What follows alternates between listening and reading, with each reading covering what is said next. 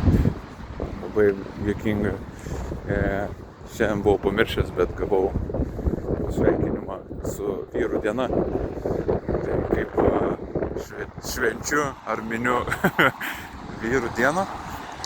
Buvau grupinėje terapijoje, kur visai įdomu buvo paklausyti, dar daugiau įgūdžių, bus visai daug darbo juos ten praktikuoti ir atsakyti į savo ten rūpimus klausimus.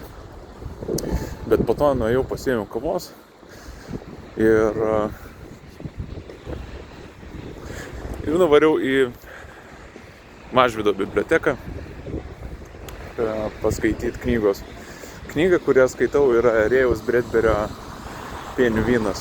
Tai visiems ir vyrams, ir ne vyrams, ypač kuriems yra daugiau negu ten 25 metai, 30 or something, ir jautėtės ar jaučiatės kažkur pasimetę, ar pradę džiaugsmą, arba kaip tik, arba kažkokie apatiški ir trūksta emocijų, tai labai rekomenduoju ją paskaityti. Tai aš savo vyrų dieną minėjau Mažvydo bibliotekui, sėdėdamas apsiverkęs, skaitydamas tą knygą, kur ir verki, ir šypsaisi vienu metu.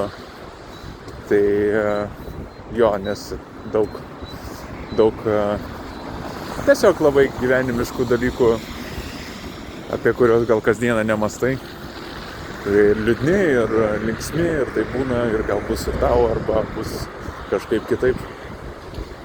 Tai jo, tokia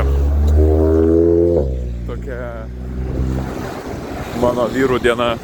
Dabar einam namo gamintis valgyti ir vėliau judėsime darban.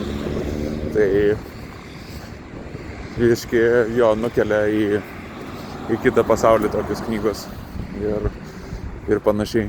Ir reikia kažkiek net po to laiko grįžti į dabartį ir ką veikia dabar ir ką turi padaryti.